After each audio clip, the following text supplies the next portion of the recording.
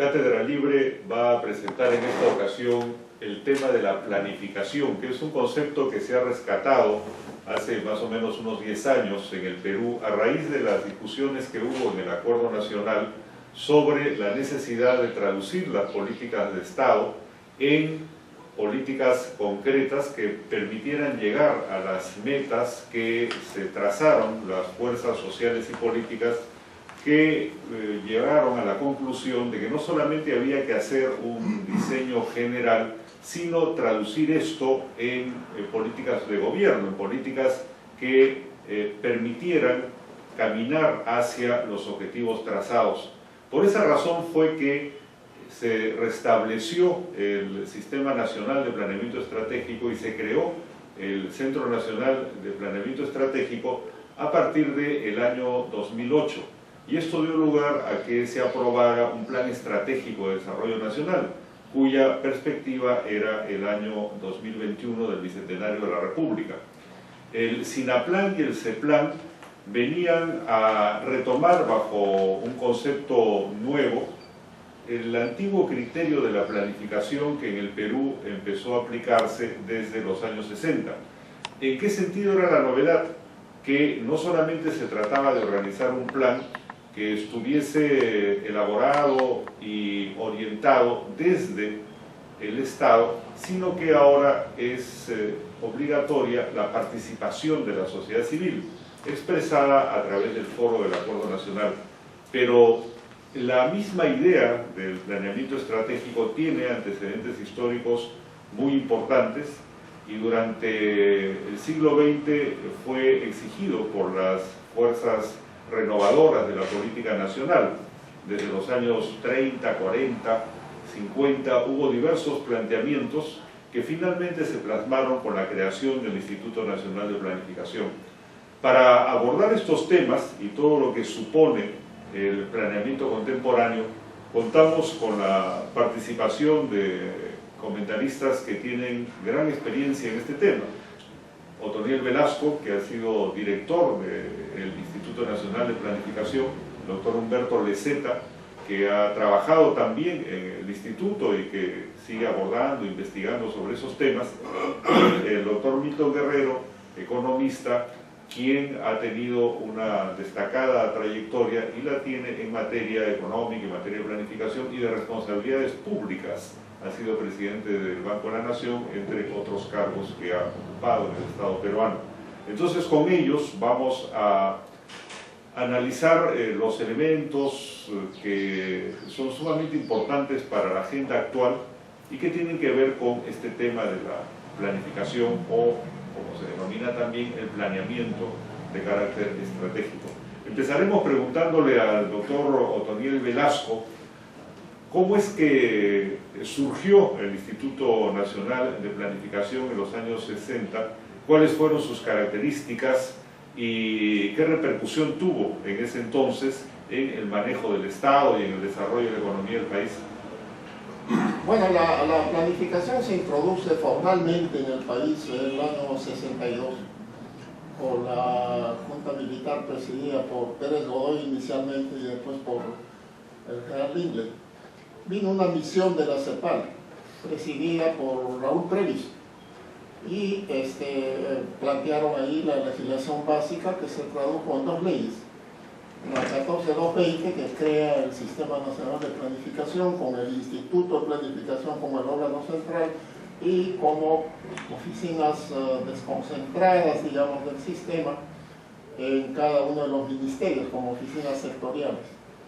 Y la ley 14260, que establece un mecanismo por el cual el presupuesto público tiene que formularse en forma conjunta entre lo que era entonces el Ministerio de Hacienda y el Instituto de Planificación. Fundamentalmente el Ministerio de Hacienda asegura los ingresos y el Instituto de Planificación, basado en la información que recibía de las oficinas sectoriales, asesoraba en la distribución del gasto, de tal modo que esto permitía que el gasto público fuera una expresión del plan.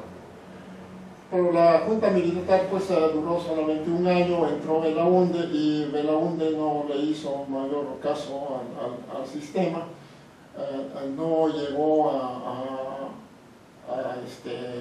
funcionar efectivamente. Pues Belaúnde entendía la planificación como la planificación del territorio y no una planificación económica y social. Sin embargo, el instituto dependía del presidente de la República. El instituto dependía del presidente de la República, directamente. Y ya cuando viene el gobierno militar, el gobierno presidido por el general Velasco, se aplica a todo dar la legislación. Lo primero que se hace ahí es reformar el Poder Ejecutivo, que ponen al frente de cada sector a un ministerio, pues no dependían todas las entidades. Por ejemplo, en el sector de agricultura había el ministerio, pero paralelamente existía el CIPA y no estaba supeditado a la política del Ministerio de Agricultura. Todo lo que hicieron los militares es sectorizar toda la administración. A la cabeza de cada sector pusieron un ministerio. Y por otra parte, se dedicaron a elaborar un plan que se tradujo pues en el plan 71-75. ¿Ese fue el denominado Plan Inca? No, en realidad el Plan Inca fue una elaboración ideológica. Ahora, oficialmente se ha vendido la idea que el Plan Inca fue una elaboración de los militares antes del golpe. No es así. La verdad es, si uno lo lee con cuidado, el Plan Inca lo que hace es reproducir las ideas que están contenidas en el Plan 71-75. Entonces, en realidad, digamos, la estrategia de desarrollo se formula en el sistema de planificación. Me gustaría preguntar, Daniel, ¿hay alguna influencia, alguna solicitud de la Alianza para el Progreso en la creación del Sistema Nacional de Planificación? Bueno, claro que sí, porque la Alianza para el Progreso asesoraba a la CEPAL, y entonces la CEPAL recoge las ideas básicas de la Alianza para el Progreso. Entre ellas, el Estado debería tener un rol más decisivo en la conducción del desarrollo. En segundo lugar, que debería hacerse reforma agraria en estos países, y así otro. Que yo recuerdo, esa es una solicitud de la Alianza para el Progreso y de la reforma agraria, ¿verdad? Por supuesto, fue el planteamiento de la Alianza para el Progreso se aprobó el año 61 en la reunión de Punta del Este. Cuando John Kennedy. Que fue presidida, la delegación peruana era presidida por Pedro Beltrán. Pedro Beltrán aprobó la conveniencia de hacer reforma agraria. Por supuesto que después trataron de minimizar la cosa. Y en la cubana estaba el Che Guevara. Sí. Y claro, eran los debates de la época porque había aparecido la Revolución Cubana, aunque si bien es cierto, ya las ideas de la planificación o del desarrollo orientado desde el Estado eran las que había planteado la Comisión Económica para América Latina con Prebisch, ¿no? Claro. Pero había como una disputa porque Cuba se estaba identificando con el modelo soviético, con la propia presencia de la Unión Soviética en América Latina, lo cual era algo novedoso, ¿no? Que un régimen, que un país se identificara con la Unión Soviética, mientras que los Estados Unidos empezaron a darse cuenta que debían promover también políticas de transformación y desarrollo, porque corrían el riesgo de perder, digamos, la partida frente a la influencia soviética o cubana. Algo de esto hubo, cubana, ¿no? Claro. Cubana, porque años antes, pues, Fidel Castro tomó la gana, aquí triunfó la Revolución Cubana, y las ideas de la Revolución Cubana se fueron extendiendo por América Latina. Entonces ahí, como una reacción para contener esa expansión de las ideas cubanas, es que se pone en marcha la Alianza para el Progreso y la CEPAL recoge eso. Y todas esas ideas están centradas en la legislación que se aprobó acá. Ahora, sin embargo, es interesante esto que ha referido el doctor Velasco, porque aparece ya institucionalmente la planificación en la Junta Militar, esta que duró un año, ¿no? Este interregno que hubo entre las elecciones del 62 y del 63, ¿no? Presidida primero por Pérez Godoy y luego por Lindley, que cumplió con su palabra efectivamente retirarse y dar paso a la convocatoria de elecciones. Luego Belaúnde tenía una idea en su primer gobierno más bien de desarrollo territorial, ¿no es cierto?, de construcción de infraestructura, de carreteras, de viviendas. En ese sentido veía él lo que debía desde el Estado impulsarse, que en esa época se identificaba como el desarrollismo, ¿no? Kubitschek en Brasil, en fin. Pero lo interesante es que Velasco impulsa la idea de un modelo económico, social y político que no sea ni capitalista ni comunista. ¿Eso se recogió en este plan del 71? Sí, totalmente, porque ya en la parte política el asesor más importante, el asesor civil, ¿no?, más importante del gobierno militar fue Carlos Delgado, y Carlos Delgado era funcionario del instituto. Y que venía de ser dirigente aprista. Claro, había sido secretario de personal de Ayala Torre. Y entonces, como fue el instituto el que vinculó a Delgado con el COA, donde se formulaba al final de cuentas todas las políticas, ¿no? ¿Y cuál fue la incidencia, y en esto también convoco a nuestros invitados para comentar este asunto, de ese plan sobre el conjunto del desarrollo socioeconómico? Porque cuando uno escucha a los economistas que están ahora en los medios de opinión, la crítica es cerrada en cuanto a lo negativo que fue el periodo de Velasco, ¿no? Con el de Morales Bermúdez bajan un poco el tono, pero siempre dicen que fue un desastre económico, lo repiten prácticamente todos los días por todas las formas posibles. ¿Es esto así? ¿Puede decirse que incluso con un plan no hubo manera de impulsar la economía? ¿Qué balance tiene sobre esto? No es cierto. Y para justificar sus afirmaciones, ellos dan cifras por décadas.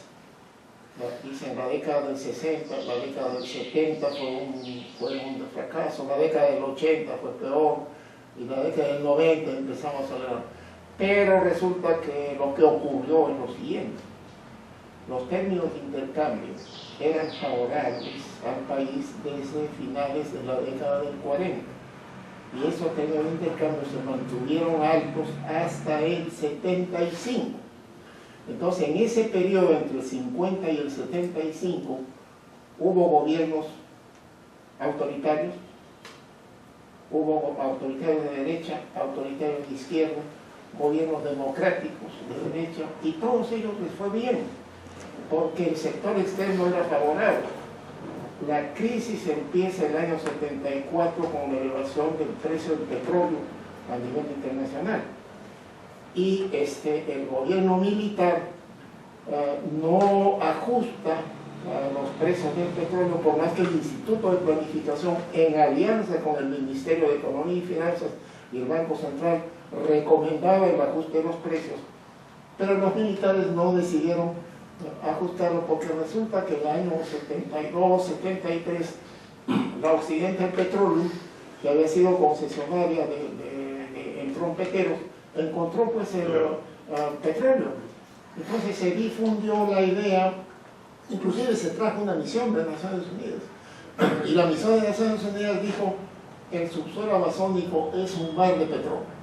Bueno, no hemos vuelto a encontrar pues hidrocarburos hasta Camisea. No había tal mar. Entonces, en esa circunstancia, el general Velasco se negaba a aumentar el precio de los combustibles, y se perdieron todas las divisas y empezó la crisis. Y ahí entra Morales Bermúdez. Y Morales Bermúdez lo que hizo fue ajustar la política, hacer el primer ajuste importante con Silva-Ruete, y dejó las cuentas económicas en azul, tanto las cuentas fiscales como la balanza de pagos. En el año 80 la cosa quedó bien. Lo que ocurre es que después viene Belaúnde y no puede enfrentar las demandas populares, pues claro, Morales Bermúdez pudo enfrentarla con prácticamente estado de sitio durante todo el periodo de Morales. Y cuando viene Belaúnde no puede enfrentar, mantienen un déficit alto, la inflación empieza a dispararse, y después el asunto termina pues en la catástrofe del primer gobierno de Alan García. Perdón, Milton. Perdón, porque resulta que los precios de intercambio continuaron descendiendo y han continuado descendiendo hasta el 2003.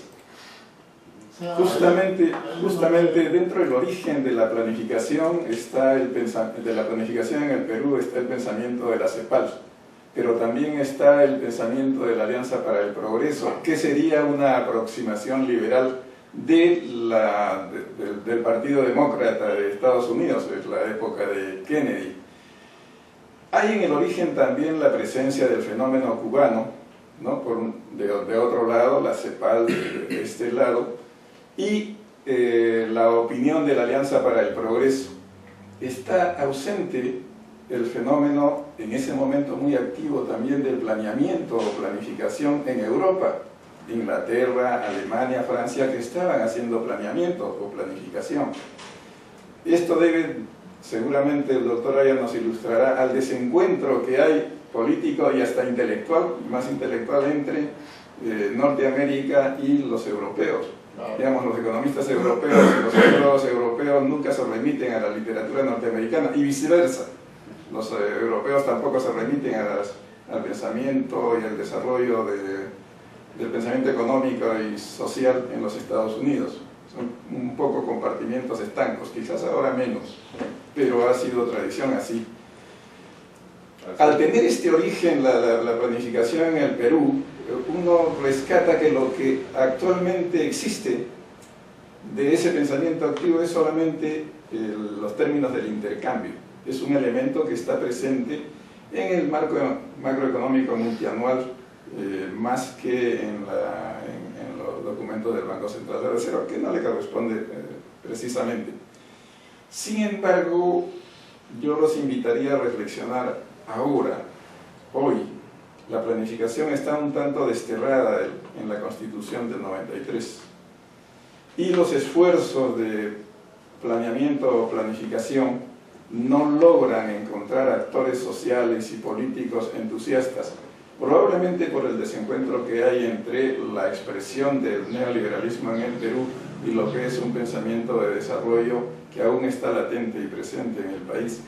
Creo que nos debiéramos abocar un poco a buscar ese encuentro, ¿no?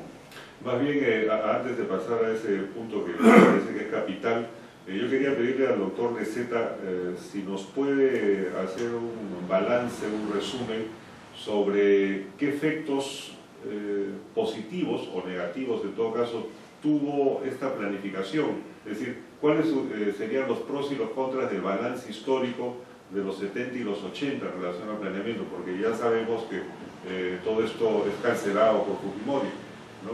con sus gobiernos a partir del año 90, pero mientras existió el Instituto de Planificación, ¿usted siente que esto tuvo efectos positivos, que tuvo límites? Desde luego, positivo. Lo que pasa es que se ha satanizado a la planificación desde el mercado sin ton, con su razón, mejor dicho. Porque planificación va de la mano de sus orígenes con la teoría del desarrollo. Con la teoría del desarrollo. Y la teoría del desarrollo era por la CEPAL, y también el desarrollo político era la Alianza para el Progreso, como aquí han recordado.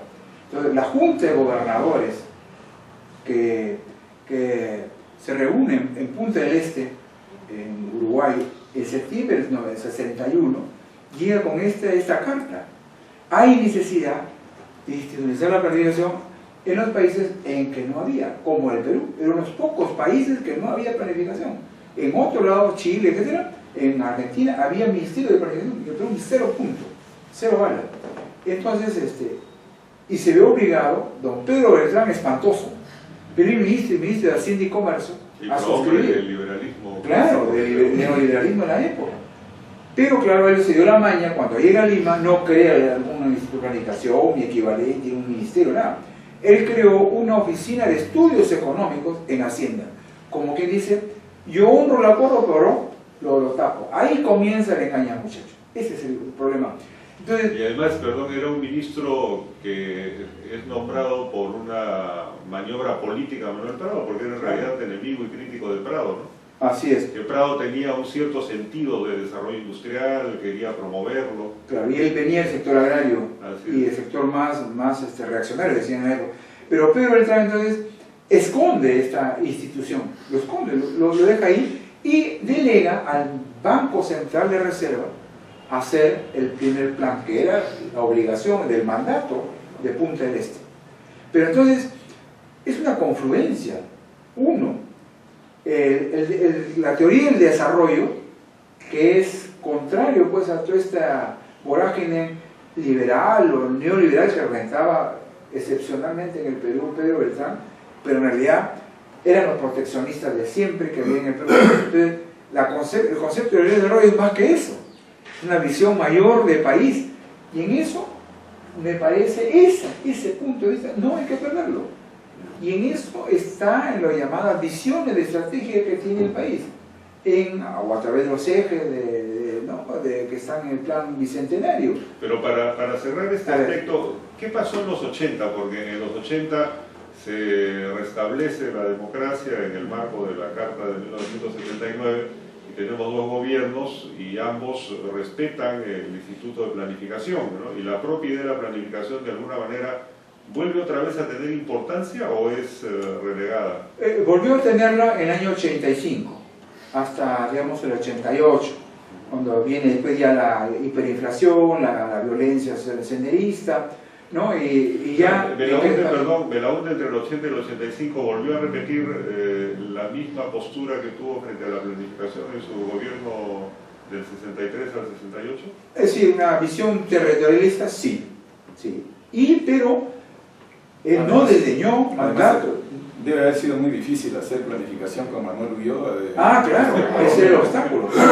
¿No? Y se dieron lujo el viceministro de Economía de objetar en la comisión del plan, una de las versiones del plan de desarrollo 81-85.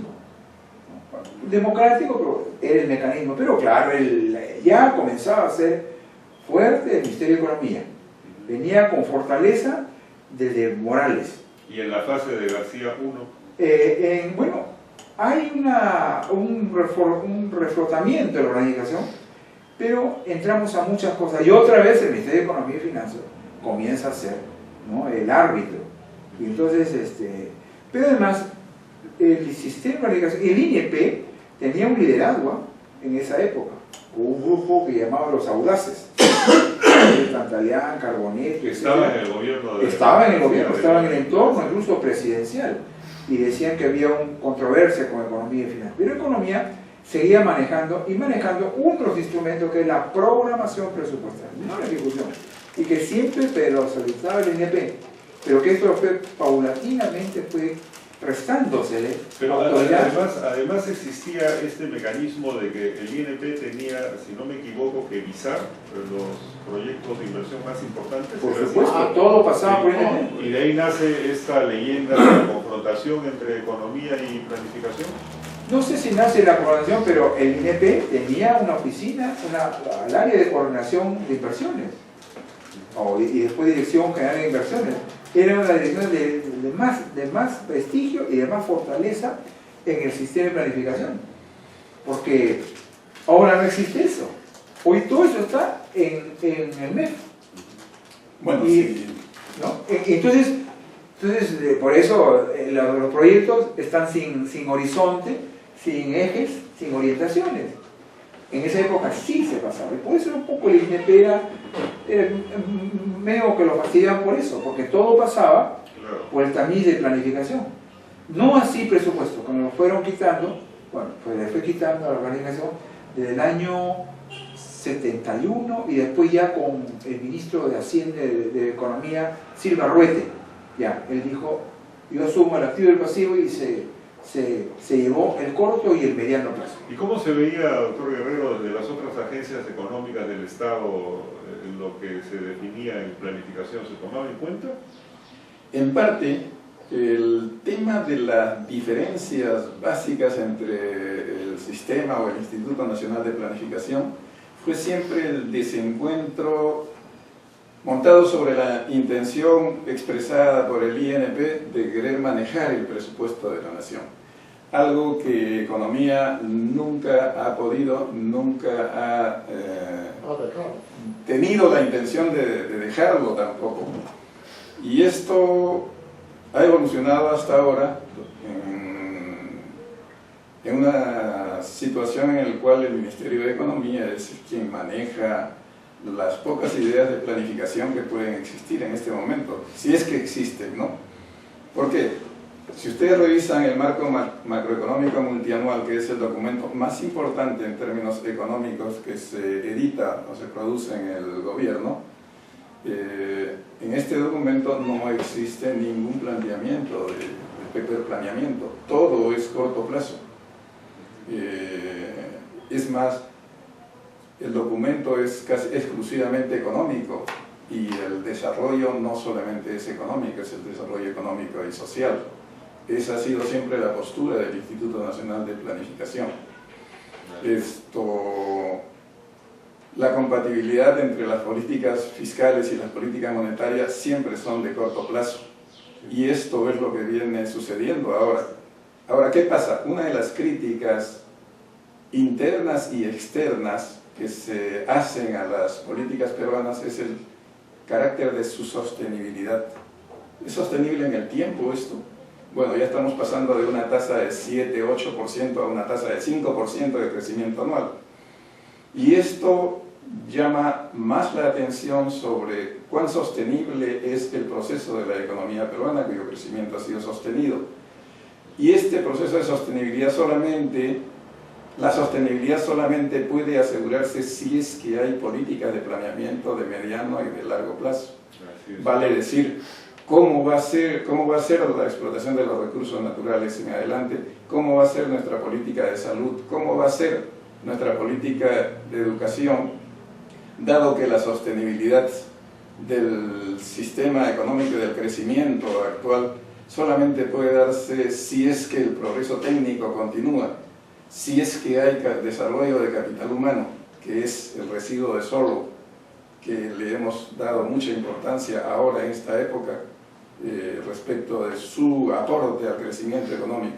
Solamente es sostenible con políticas de mediano y largo plazo de salud, de educación y aquellas otras cosas que están ausentes en el marco macroeconómico multianual, que sigue siendo un documento válido, pero insuficiente para enfocar aspectos del desarrollo sostenible del país. Claro.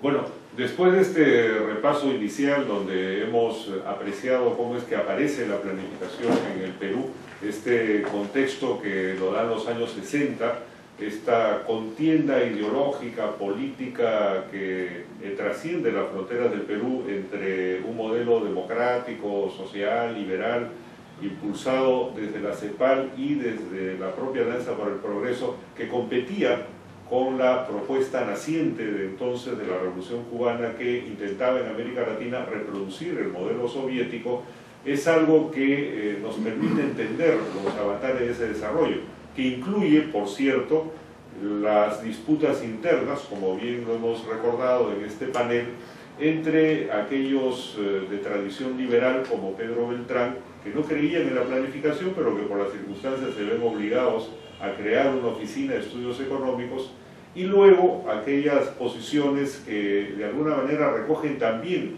otra postura que viene de los años 30, 40, en el sentido de que el Estado debía planificar, y cuya expresión más interesante la tenemos durante la llamada primera fase del gobierno militar, y luego en este reimpulso en la segunda mitad de los años 80. Para tratar el tema de la planificación en el contexto actual, vamos a desarrollar un siguiente programa a fin de profundizar y entender cómo es que nos encontramos en la actualidad frente a la estructuración de esta importante herramienta que los estados contemporáneos usan en función del desarrollo socioeconómico de sus países.